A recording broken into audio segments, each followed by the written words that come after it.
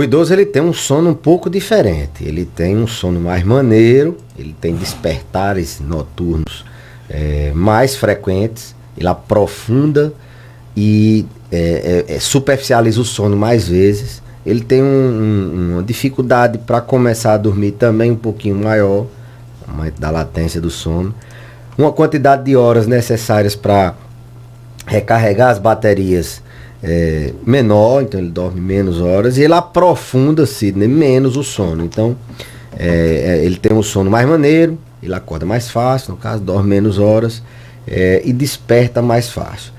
Isso faz com que os idosos durmam menos horas, eles acordem do jeito que eu falei e faz com que as pessoas entendam muitas vezes que uma noite de sono de uma pessoa idosa seja encarada como uma insônia e na verdade não seja. Dou um exemplo.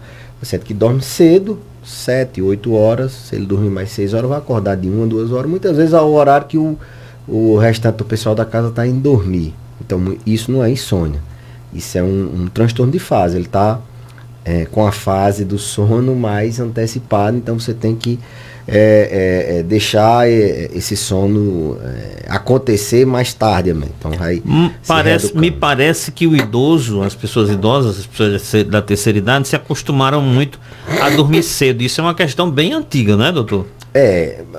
Imagina-se que eles vieram de uma época onde não existia tanta, como é que eu posso dizer, tanto distrator, televisão, telefone, até mesmo energia elétrica. Muitos vieram da zona rural, principalmente aqui no nosso sertão. Então, eles tendiam a, quando o sol se pôr, eles procurarem dormir. Então, se habituaram a isso e quando chega na terceira idade, além disso, eles dormem menos horas de sono. Então, eles foram habituados de uma forma que a gente esteja, de forma que hoje nós nos sentimos muitas vezes a dizer que aquilo é uma insônia. E a família vê o pai acordando no meio da noite, ele ainda precisa dormir, e na verdade o que a gente tem é que orientar esse sono. Outras vezes não, é transtorno do sono mesmo. Os idosos eles têm também transtornos do sono por doenças, depressão, ansiedade, atrapalha o sono. Eles têm transtorno do sono por medicamento que está tomando, da insônia, que urina muito à noite, pacientes com doença na próstata e acorda muitas vezes porque está com a dor, não consegue dormir, dor de cabeça, dor na coluna, em qualquer canto, ele pode ter dificuldade. Então ele é mais propenso a ter transtornos do sono e a insônia é a mais comum. E isso faz mal quanto para o idoso, essa insônia? Bom, o sono, ele tem algumas... Na verdade, ele é uma atividade indispensável na vida, né? A gente dorme para regular nosso metabolismo hormonal, a gente descansar, a gente colocar os hormônios da vida, cortisol, melatonina, e isso desencadear um funcionamento normal do organismo. Então, privação de sono, insônia, ela a curto prazo ela já dá problema. Você perdeu uma noite de sono, no dia você acorda acabado, você acorda passa o dia com sono, você não se concentra, você fica estressado. Então a curto prazo já é. E a longo prazo a insônia ela pode trazer prejuízos outros. Pode aumentar o risco cardiovascular. As pessoas que não dormem bem, elas tendem a ter mais hipertensão, tendem a ter mais dificuldade de tratar a hipertensão. Consequentemente, elas têm um risco maior de ter infarto, AVC. Quem não dorme bem, idoso que não dorme bem, ele tem uma tendência maior a demenciar. O sono está bem relacionado com a incidência de demências, como por exemplo a demência por doença de Alzheimer. Então o sono também demencia, a insônia demencia. Transtornos neuropsiquiátricos, como por exemplo depressão. Se você não dorme bem a longo prazo, você vai ter um risco maior de ter depressão, de ter ansiedade. Então o sono, dificuldade de perder peso, o sono é fundamental para quem quer perder peso, para quem quer fazer atividade física e desempenhar com com boa eficácia à atividade física. Então, dormir faz muito bem para a saúde mental, para a saúde física, faz muito bem, né, Zé Virgínio? Zé Virgínio sabe bem o que estamos falando, que dormir faz muito bem, mas de noite, viu, Zé? À noite o sono é melhor. Muito bem, já tem pergunta aí do ouvinte? Vamos ouvir. Eu ia perguntar a vocês se essa vitamina A, Z, ela é boa.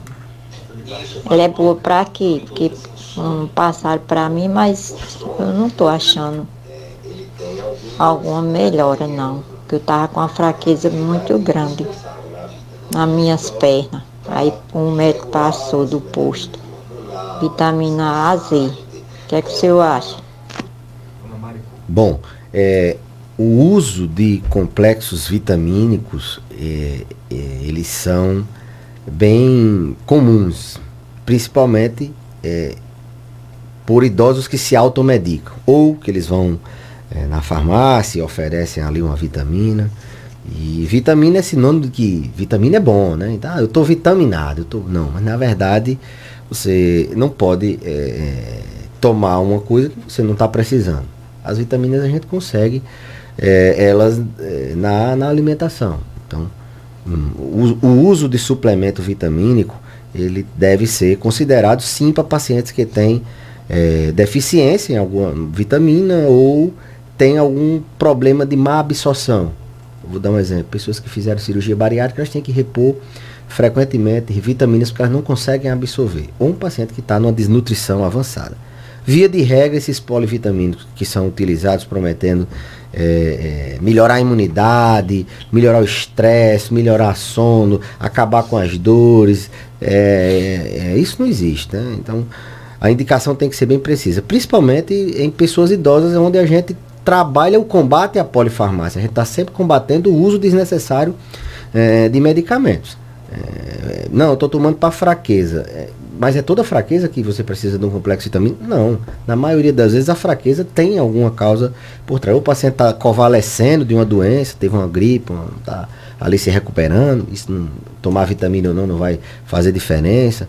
Ou ele tem uma doença na tireoide, uma doença no cérebro, uma depressão que causa fraqueza, ou ele está tomando algum medicamento, ou ele teve Covid, alguma coisa. Você tem que tratar a causa. Não adianta você, vou tomar vitamina porque, como eu falei, vitamina é sinônimo de que é bom. Vou tomar uma vitamina para isso, para aquilo. Não é bem assim. Se você consegue se alimentar minimamente adequadamente, você não precisa de ter. Então é muito usado, mas por automedicação. No caso dela não, foi prescrito. E aí a vitamina de A a Z, ela assim, promete entregar vitamina A, B, C, D, até a letra Z. A ideia dessa vitamina. Que não existe, né? A vitamina Z. Então a ideia desse complexo vitamínico é esse. Provavelmente o paciente estava com uma síndrome desabsortiva, ou seja, com dificuldade de absorver os nutrientes, os micronutrientes, no caso as vitaminas, ou ele esteja com deficiência de algumas vitaminas. Isso a gente pode dosar ou não. Então, não recomendo sair por aí tomando todo polivitamínico, que se vitamina fosse a solução, ninguém adoecia, ninguém tinha problema nenhum. É mais o efeito placebo. Inclusive, pelo contrário, algumas vitaminas você suplementar demais, você aumenta a incidência de alguns cânceres.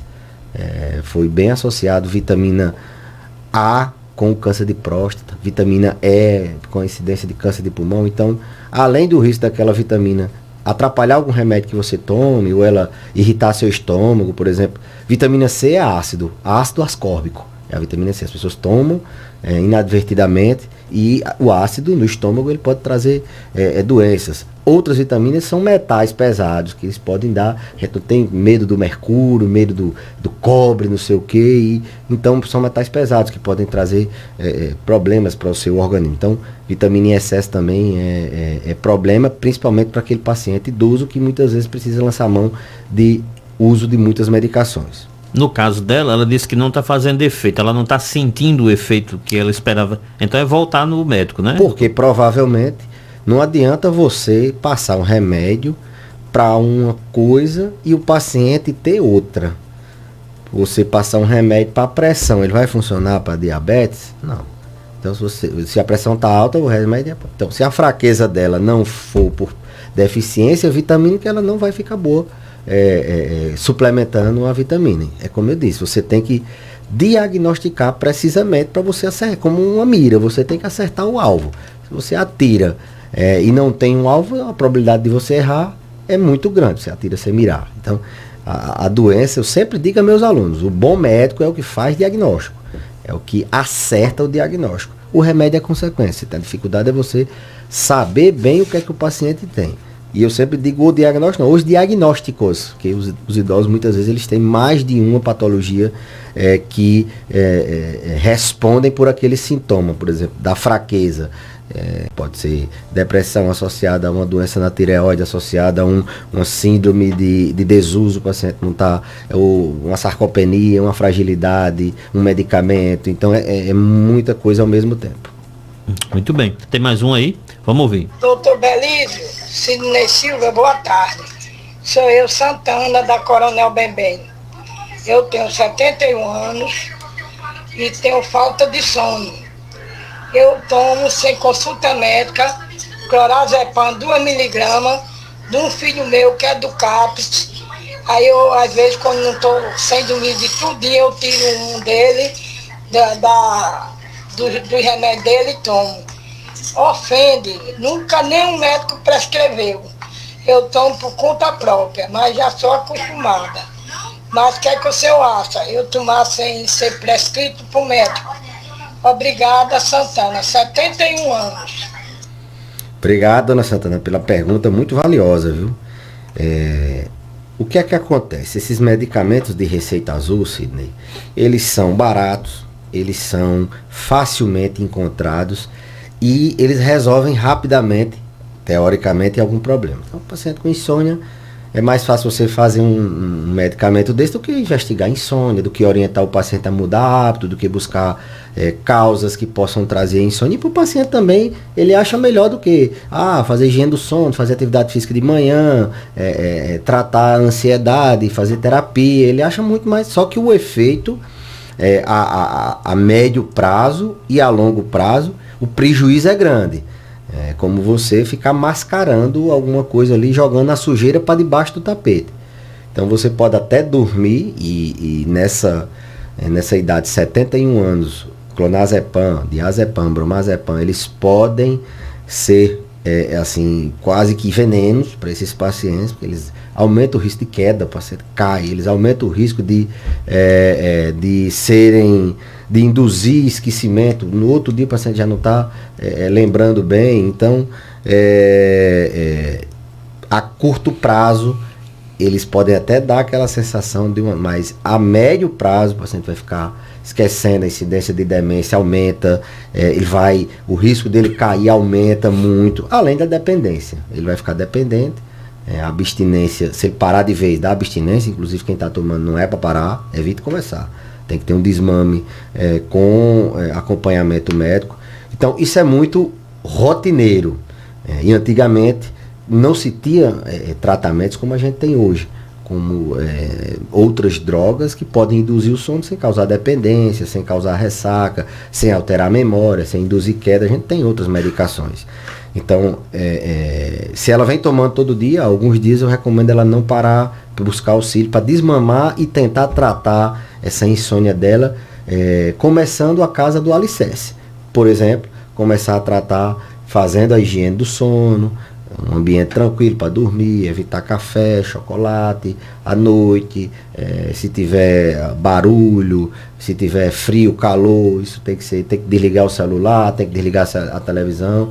Se caso isso não resolva, aí sim, muitas vezes a gente tem que tratar alguma doença que ela tenha que esteja atrapalhando o sono, aí a gente pode fazer uma medicação. Mas sono é fundamental, as pessoas precisam dormir bem para envelhecer bem, para ter saúde. O sono é sinal de saúde. Uma noite mal dormida, ela causa prejuízos assim, a médio, curto e longo prazo muito grandes, Sidney. Que bom que ela assumiu, né, que está fazendo isso de conta própria, né, também. Às vezes o desespero, a pessoa não consegue dormir, sim, tem uma pessoa que chega, que isso acontece muito, tem um idoso que não tem acesso a a unidade de saúde, acha que não tem tempo, tem uma pessoa que toma, um vizinho, isso aqui dá certo, e aí me empresta aí, ele dorme aquela noite de sono que fazia tempo que não dormia, se apaixona pelo remédio, e aí você sabe, né? Se apaixona por um cafajeste, uma pessoa que vai dar problemas mais para frente, que esse remédio ele é traiçoeiro. Esses medicamentos. Interessante, o senhor disse que não pode, por exemplo, não é porque o senhor está dizendo que a automedicação é complicada e tal, tem que ter cuidado, que a pessoa vai parar de tomar hoje imediatamente, né? Isso. Não é assim. Não. Tem que ter um cuidado aí para tirar. Aqueles do chequezinho azul, se toma algum tempo e para de vez, o organismo vai sentir falta. É como o álcool. O paciente que bebe, ele não tem abstinência, ele vai ter abstinência do remédio. Fica se tremendo, dá alucinação, pode ter até convulsão, então tem que ir ao médico. Doutor, eu quero parar de usar esse medicamento e a gente desmamar. Tem um ouvinte aqui, tem uma pessoa aqui no chat, a medicina tem que ser integralista, eu não entendo disso, não. Evitar doenças, tem alimentação saudável, que a gente prega aqui, dizendo que não adianta dormir bem se alimenta mal. Na verdade, não adianta, também não adianta se alimentar bem e dormir mal, não, viu? Também não adianta se alimentar bem e não fazer exercício. Não adianta também se alimentar bem e não cuidar da saúde, não ir periodicamente ao médico. Então, a medicina, a saúde, né, ela é integral. A geriatria é uma ciência que ela não vê a doença, não. Ela vê o indivíduo idoso com seus problemas no osso, na cabeça, ou querendo prevenir de maneira global.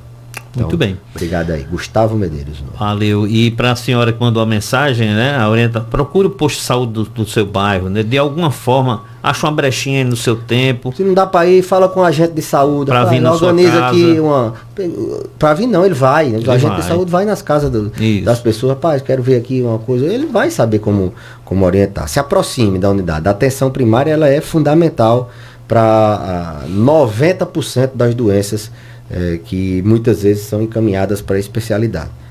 Muito bem. Tem mais uma pergunta? Vamos lá. Bom dia. Bom dia, doutor. Aqui é Iracema da Barra Nova. Doutor, olha, o seguinte é esse. Às vezes, de noite, eu sinto pouco sono para dormir, sabe? E às vezes eu tenho sono. E tem vezes que eu durmo a noite todinha, quando me acordo de manhã, tomo banho, escovo os dentes, tomo café, aí me dá uma sonolência. Eu fico dormindo o dia todo, em instante eu estou dormindo um sono. Eu quero saber se isso aí é certo ou é errado, doutor. Me responda, por favor. Obrigada. Excelente pergunta também. Não adianta dormir 200 horas por dia, o dia só tem 24, né? E dormir mal, né? O paciente muitas vezes não sabe que está dormindo mal. Ele ronca, ele fica despertando, então o sono dele não aprofunda. Ele tem pesadelo, ele tem perna inquieta, ele conversa à noite, tem sonambulismo. Então, muitas vezes o sono dele está de má qualidade. Então, mesmo dormindo muito e ainda tendo... Você checa uma noite de sono bem dormida, quando você acorda descansado, sem necessidade sem a vontade de dormir mais, né? A gente vive hoje em dia escravo do despertador, mas por mau hábitos. Já que eu tenho que acordar a tal hora, eu tenho que dormir mais cedo.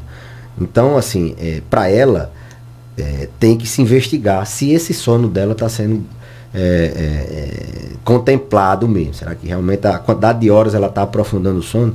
É comum a gente ver a apneia do sono, paciente que ronca, que ele fica... ele dá umas paradas na respiração e, consequentemente, o organismo acorda, ele nem percebe que está tendo isso e no outro dia, mesmo dormindo várias horas de sono, ele também tem sonolência no outro dia. Outra causa pode ser medicamento, paciente que toma medicamento para dormir, esse medicamento pode fazer efeito nos idosos, por exemplo. A meia-vida de um clonazepam desse, que no adulto jovem é X, ela é quase o dobro. Então, acorda ainda sob o efeito do medicamento. Esses medicamentos também, quem tem apneia do sono, eles pioram a apneia. Então você faz um remédio para dormir melhor e você piora o seu sono, porque você está relaxando mais ainda e está roncando mais ainda. Então dormir bem não é só horas dormidas, dormir bem é qualidade de sono. Os Você pode até dormir menos horas, mas com a qualidade de sono melhor, você pode acordar mais desperto. Tem uma pergunta aqui, se o paciente com 82 anos faz uso de muitas medicações, tanto para diabetes, pressão e Alzheimer, reclama muito de paladar amargo. O que pode ser e o que fazer para tratar?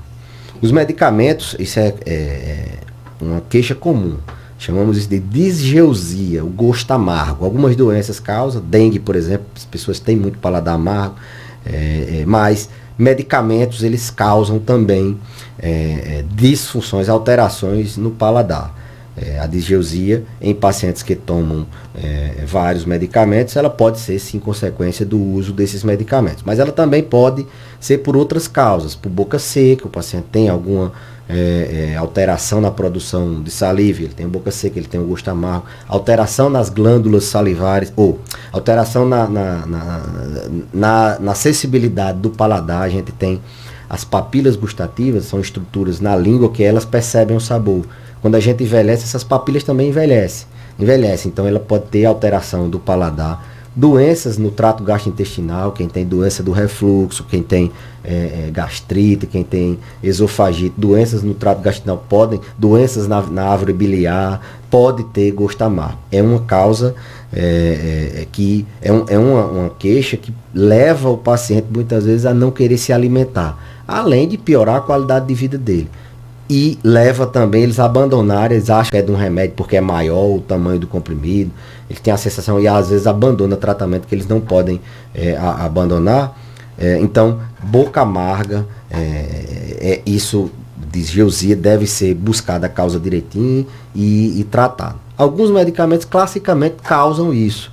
E a gente tende, quando o paciente sentir, a gente tentar trocar por outro que faça a mesma função. Então, o que deve se fazer é observar direitinho se não tem boca seca, se não tem doença no estômago, se está sentindo a comida voltando, regurgitando, se tem azia, se tem dor no estômago, se percebe se é quando toma um remédio X ou um remédio Y, se não adoeceu recentemente, se está com alguma alteração na estrutura da boca, até uma afta pode alterar o paladar. Não é simplesmente abandonar os medicamentos, não. Mandar um abraço aqui para minha tia Antônia, lá no sítio Boa Vista. Minha bênção, tia Toinha, tá lá assistindo, e Lucas e Mariana, meus primos, que tem uma queijeira lá. Mandar um abraço para todo mundo aí. Só não chega um queijinho aqui para nós, né, Alexandre? Olha aí, tia Toinha, os homens estão pedindo aqui, pá. Tem mais uma pergunta, vamos lá. Boa tarde, doutor Belício e Cine. Eu queria saber, assim, quando o idoso está fazendo cocô mole todo dia, e com mau cheiro, que pode ser? Será se pode ser intolerância à lactose? Pronto. Se essa alteração no intestino foi recente e teve alguma mudança de alimentação, alguma mudança em medicamentos que usa, isso pode ser pensado nessa mudança recente.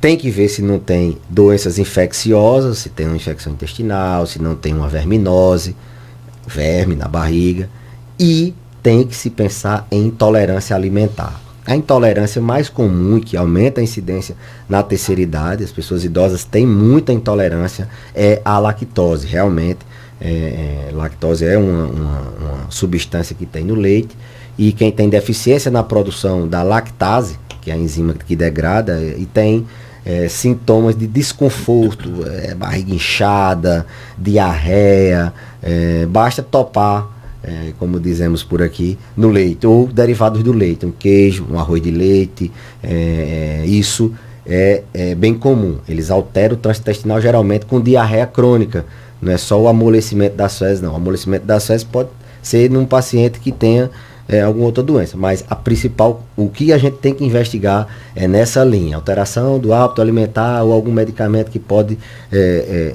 tá facilitando, alterando o trânsito intestinal, se tem verminose, se tem alguma infecção, se tem alguma doença autoimune, doença inflamatória intestinal, se tem alguma causa funcional de doença no intestino, e pesquisar as intolerâncias. lactose é a intolerância mais comum, mas tem outras, tem intolerância ao glúten, na doença celíaca, tem várias outras intolerância, a lactose, a frutose tem intolerância também.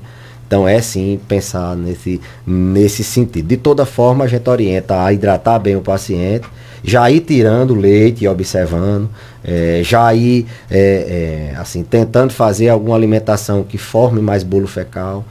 Por exemplo, banana, ela melhora a consistência das fezes, e procurar, sem dúvida, o médico.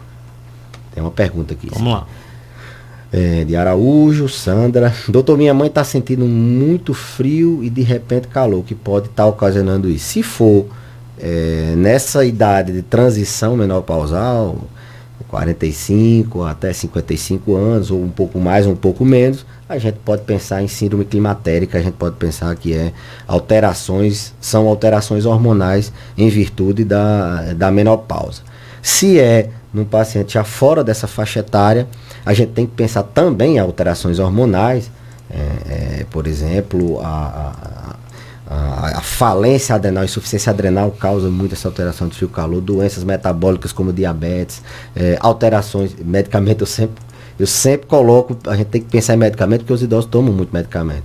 Então, ver se não é algum medicamento, se não alterações pressóricas, às vezes a pressão dá uma caída e a gente tem essa sensação de suor, de frio, arritmias podem causar isso. Então, só examinando, botando a mão, é que a gente pode identificar num paciente mais idoso. Se for nessa faixa de transição menopausal, como eu falei, pode ser a própria menopausa.